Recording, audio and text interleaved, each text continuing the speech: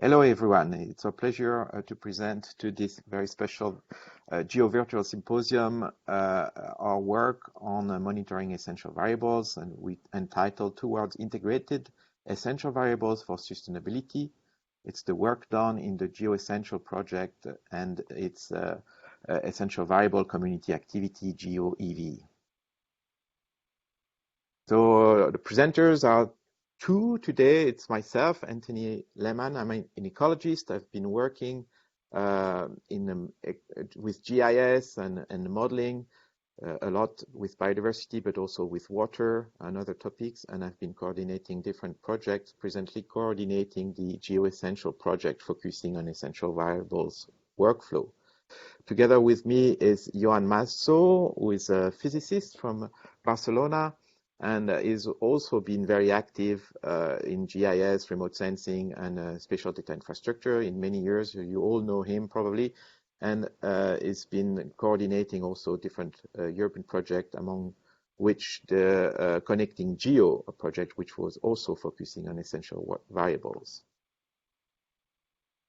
So the project will be presenting a lot is GEO Essential. It's part of the European ERA Planet network for observing the planet, which has 4 different sub-projects, but we'll be essentially presenting GEO Essential.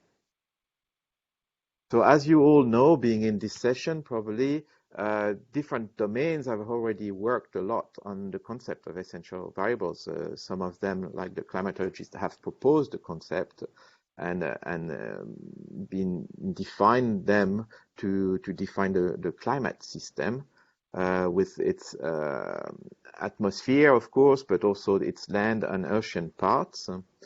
And others, like the biodiversity community, also picked up on this concept and started defining the concept of essential biodiversity variables to try to relate raw information observation to policy needs in terms of indicators, for instance, and in the middle somewhere where the needs of defining essential biodiversity variables.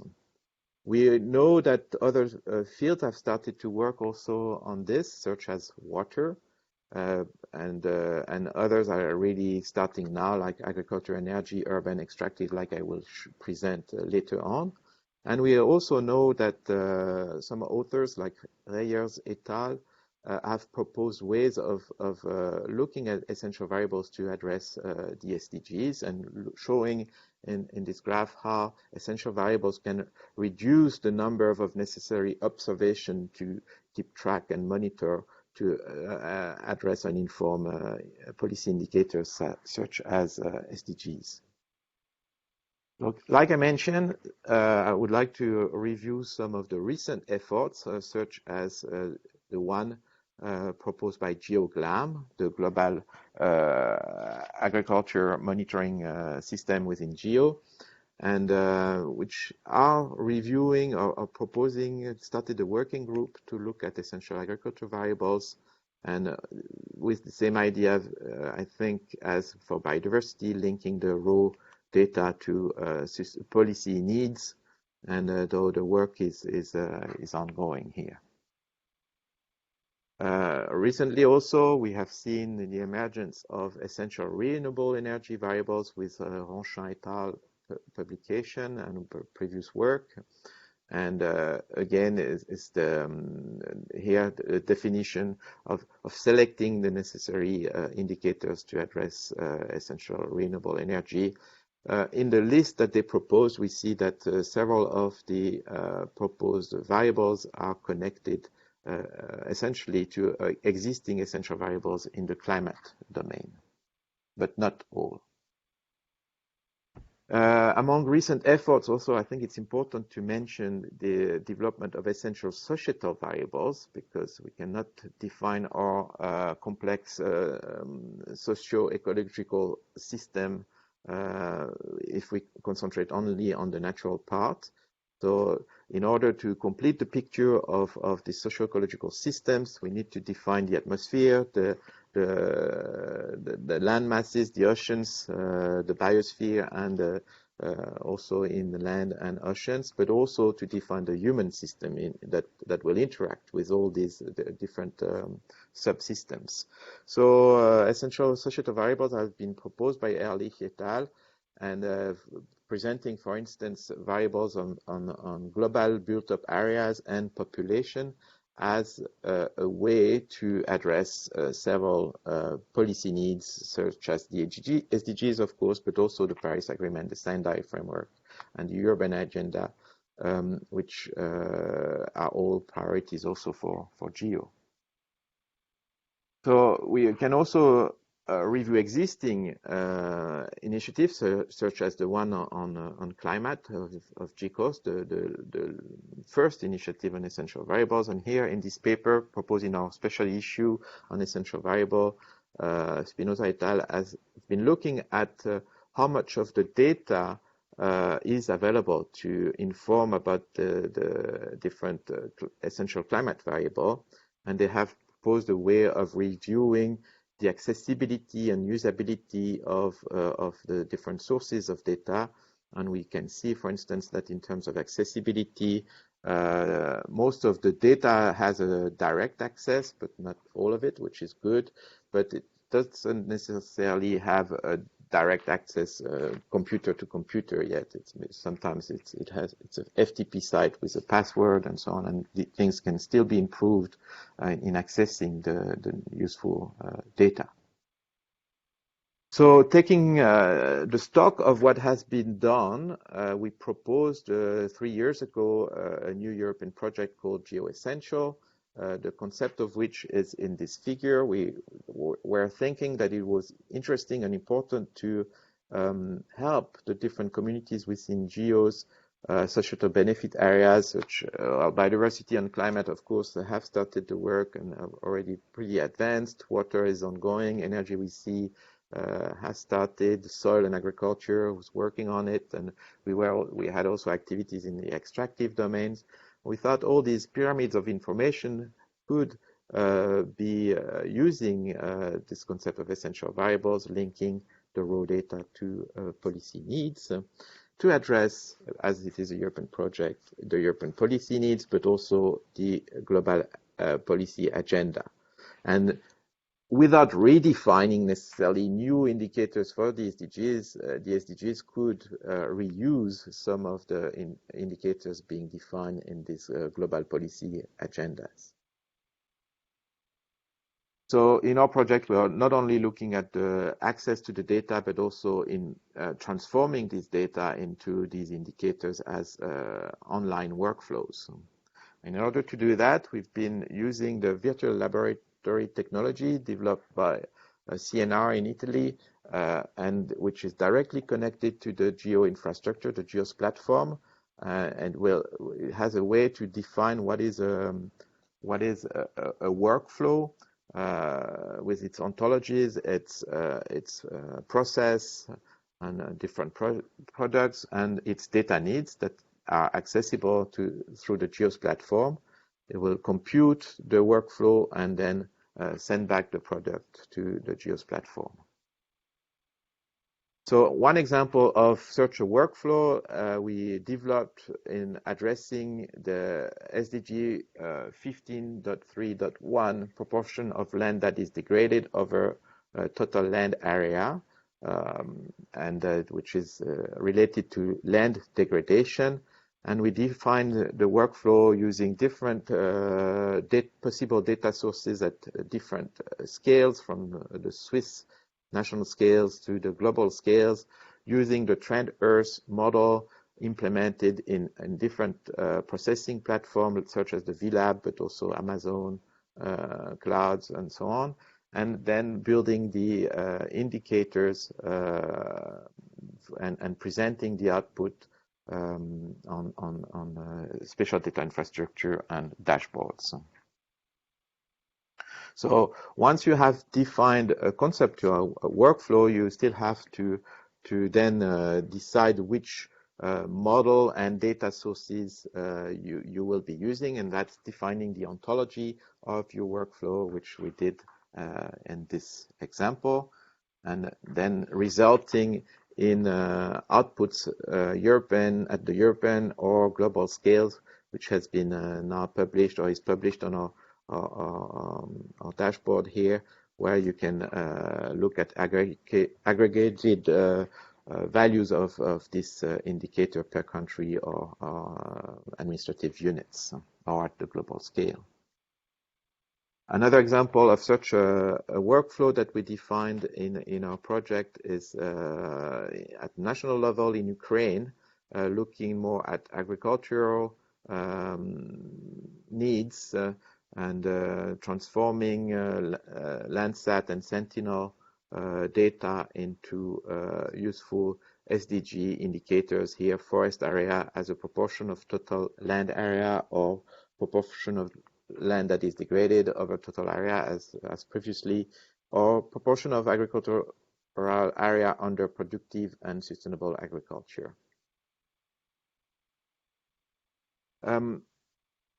So in our project also, I mentioned we are looking also at another activity, socioeconomical activities, which is the extractive, the mines, which is very important, has a big potential footprint on other socio-economical and environmental issues, and the group here have proposed a list of essential extractive variables which allow to address the impact of this activity on different issues, and it's also relating to different SDG indicators.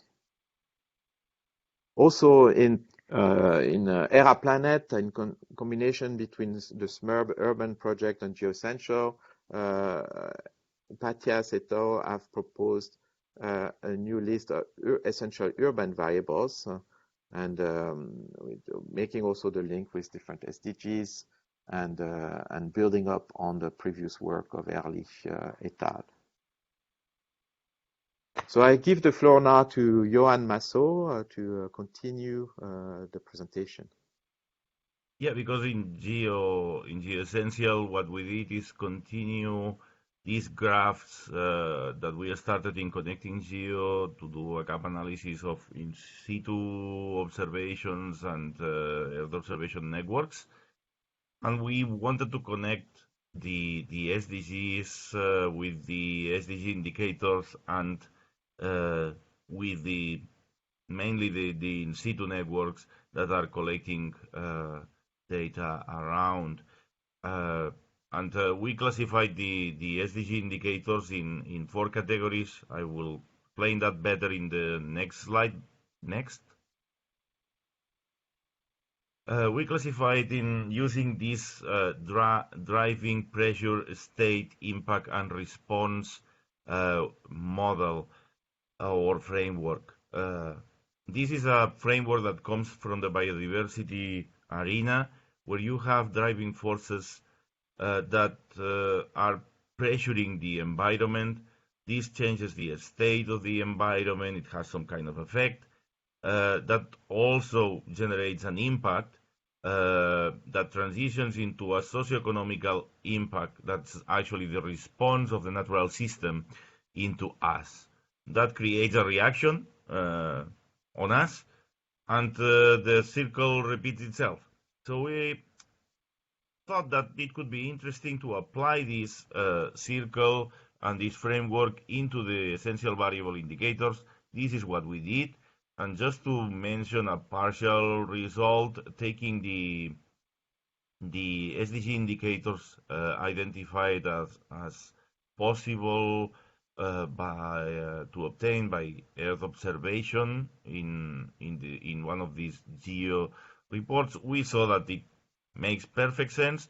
The indicators can be classified in these fields, and naturally, most of the indicators that you can derive from Earth observation are dealing with the state of the environment. Next. What we wanted to do is actually to apply this very same model to the whole to the whole essential variables arena. So what we did was to realize that in all the work that has been presented by Anthony before, we can classify the essential variables in two main systems, the Earth system and then the socioeconomical system itself. And then what we have is spheres, and each essential variable group affects one particular sphere, and there are spheres that are more mature than others. Atmosphere is mature, biosphere is mature, hydrosphere has started. Geosphere, we don't know mostly any initiative about that. And then we have all the socioeconomical essential variables in the other side that are the ones that allows us also to create indicators to know exactly the impacts in socioeconomic. So there are also this model where the essential variables in atmosphere, biosphere, etc. Indicates or give us clues on the states and the evolution of the system, but also they provide services. All these spheres provide services and benefits to the humanity, but also provides impacts that are bad for the humanity. So those activities need to change somehow in order to generate drivers and pressures to the Earth system again that refocus the state and the evolution into the right direction, and allowing both systems very interconnected to actually work in harmony. So this is the general idea, and the nice thing here is that we are seeing different spheres, and once we have all these spheres populated with essential variables, we really have all the information to actually analyze the whole system and the interactions between the left-hand side and the right-hand side. Next. So in essence, what is an essential variable? It has some characteristics. 4 of them are listed here.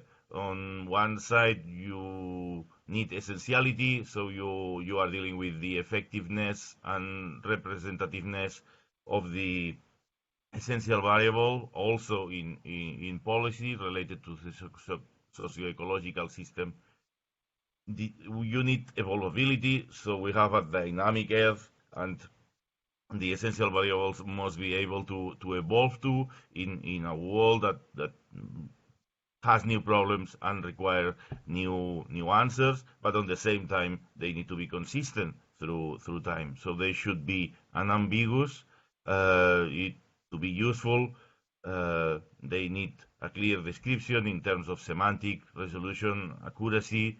So it's part of the knowledge that we have about the system. The feasibility is also a practical characteristic that you need. So measuring the essential variables need to be possible, and need to be possible not just technically but also economically. So it should have a reasonable cost. Next.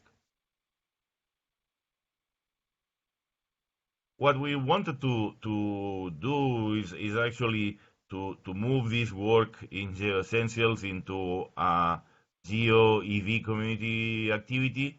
What we are proposing in 3 words is actually to create a community of practice about essential variables. It is not that we want to lead the creation of these new essential variables. We really believe that the knowledge is in the spheres themselves, in the themes, in the people that are really professionals in those fields. This is just a meta coordination to actually detect those gaps, to reduce overlaps, and to engage with the people that might be able to provide these essential variables to complete the definition of the systems that we were talking about before.